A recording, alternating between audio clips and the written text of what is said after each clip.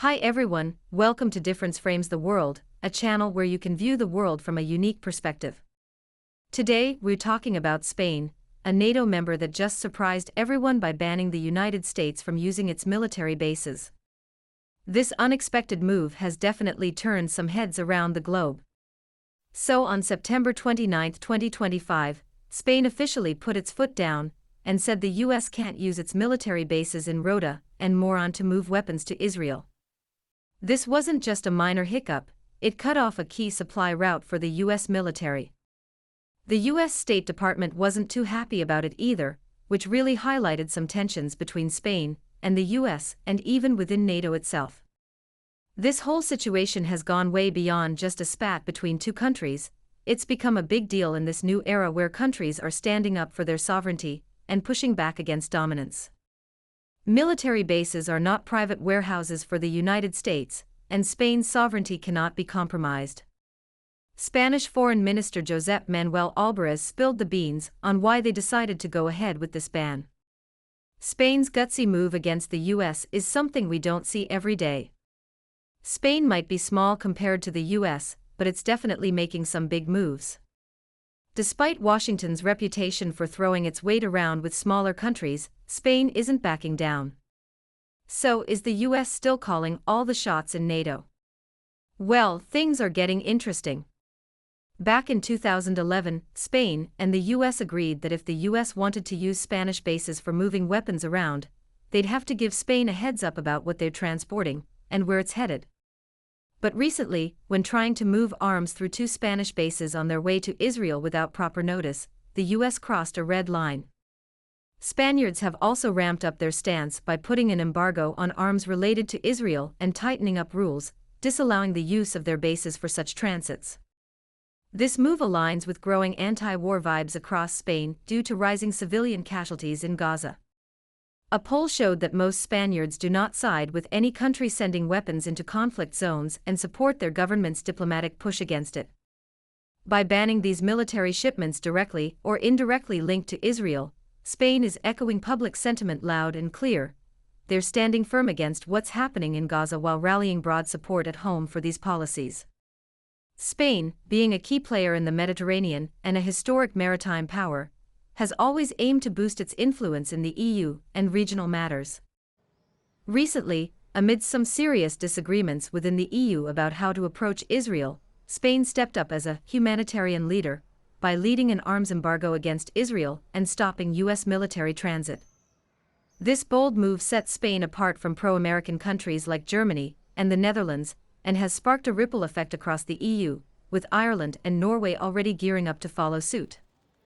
The U.S. State Department spokesperson Matthew Miller didn't hold back his strong words like deeply concerned and fueling terrorism, showing not just disappointment but also worry over losing their grip on power. The strategic importance of Spain's bases for U.S. forces is huge. For example, Naval Station Rota is crucial for the U.S. Sixth Fleet in the Mediterranean, while Moron Air Base handles a big chunk of military aid shipments to Israel. With this new ban in place, the US had to reroute through Italy and Greece instead. This change not only slowed things down but also jacked up costs by 40%, adding over $8 million more in logistics expenses for the Pentagon. It's clear that when things get tough at home, as the White House closes its doors, getting weapons shipped out to Israel becomes even trickier. Spain, which hopped on the NATO train 43 years ago, is now shaking things up by openly going against the US, breaking away from the usual US leads and others follow routine. Besides dealing with longer delivery times and rising costs, Washington's bigger headache is how Spain's ban might set off a chain reaction.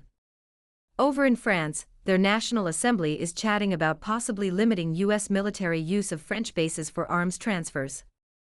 Meanwhile, Italy and Belgium are also curious about what Spain's up to. Some US think tanks are already sounding alarms that this move could mess with NATO's southern defense setup and throw a wrench into the Mediterranean missile defense system. The US has always liked to see itself as a champion of human rights and a freedom icon, but hasn't really tackled the humanitarian issues tied to Israel's actions in Gaza. Instead, it's been calling out Spain for sticking to its humanitarian guns. This double standard hasn't gone unnoticed internationally. El País from Spain didn't hold back when it said, "The rules America talks about are just tools for its own gain." When those rules clash with interests, they're tossed aside like old shoes. Spain's single ban has turned into quite the splash in global geopolitics, sending waves through the Middle East, Europe, and beyond. Historically speaking, during the Cold War era especially, Europe leaned heavily on the United States for security while often being boxed in by American foreign policy moves. After the collapse of the former Soviet Union in the early 1990s, Russia has been labeled the biggest threat to Europe. The Ukraine war further pushed the EU to the US for security and defense. This time, Spain's independent decision has awakened more EU nations to the possibility of breaking free from US ties.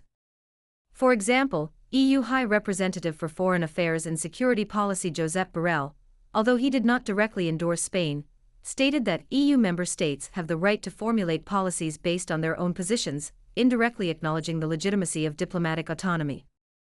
Moreover, Ireland and Norway are considering the possibility of following Spain's lead by imposing their embargoes on Israel, demonstrating the EU's internal policy divisions regarding Israel. European strategic autonomy has evolved from a slogan to a practical reality. Since NATO's inception, the United States has consistently held the dominant role, with European allies largely in a subordinate position. Spain's recent refusal to comply, coupled with Germany's rejection of increased military aid to Ukraine and France's push for European defense autonomy, signals a gradual shift in NATO's strong US, weak Europe dynamic. Analysts suggest that if the US continues demanding compromises from allies through hegemonic logic, NATO may evolve from a military alliance into a loose interest group, potentially facing unprecedented existential challenges. Within the traditional international order, smaller nations are often swept along by major powers, struggling to assert their voices independently. Spain, however, employed a combined strategy of legal justification, public support, and geopolitical positioning, to not only successfully counterbalance the United States, but also achieve multiple objectives simultaneously: implementing sanctions against Israel, consolidating its domestic political foundation, and enhancing its influence within the European Union. This approach, defending interests through legal means, domestic consensus, and international moral leverage, without relying on military force. It is a replicable model for other small and medium-sized nations, accelerating the march toward a more multipolar world. The current dispute between Madrid and Washington evokes memories of the transatlantic rift preceding the 2003 Iraq War, when France and Germany staunchly opposed U.S. military action to overthrow Saddam Hussein's regime. 2 decades later, Spain finds itself also on the opposite side of the U.S., a shift reflecting profound transformations in the international landscape. In 2003, when U.S. unipolar hegemony reached its zenith, Europe was highly dependent on America economically and militarily. Even opposition from France and Germany could scarcely shake the rules-based order led by the U.S. Today, however, the trend toward multipolarity is accelerating. Europe's dependence on the United States is gradually diminishing, and a sense of strategic autonomy is awakening within the EU. Member states are increasingly willing to formulate policies based on their own interests rather than U.S. directives. President Donald Trump's arrogance and sometimes ignorance have substantially aggravated the division between the EU and the US. He sat in the Oval Office lecturing European leaders like a big boss scolding his subordinates, quite an amusement for the whole world. After French President Macron announced France was formally recognizing the Palestine statehood, he was stopped by the New York police to let a VIP motorcade pass. He called Donald Trump, joking that everything is frozen for you. Indeed, everything is frozen for Donald Trump, as he launched tariff wars against almost all other nations, withdrew from international agreements, and tried to shift crises onto others, much like he had done during his first term. He has eroded European allies' trust in his leadership. He also ruined America's moral high ground when he sided with the Israeli leader, confronting billions of people who support the miserable Palestinians in Gaza. Spain's ban stands as a concentrated manifestation of Europe's dissatisfaction with the US. It also signals that the America-dominated unipolar era is drawing to a close, and a multipolar era has arrived, where nations make autonomous decisions based on sovereignty and interests. The ban may eventually be lifted, but the awakened consciousness of sovereignty will not retreat. This diplomatic revolution, unfolding on the Iberian Peninsula, is rewriting the rules of the global political game and providing a vivid footnote to the era of multipolarity. Spain is small, but it is a great country at the moment.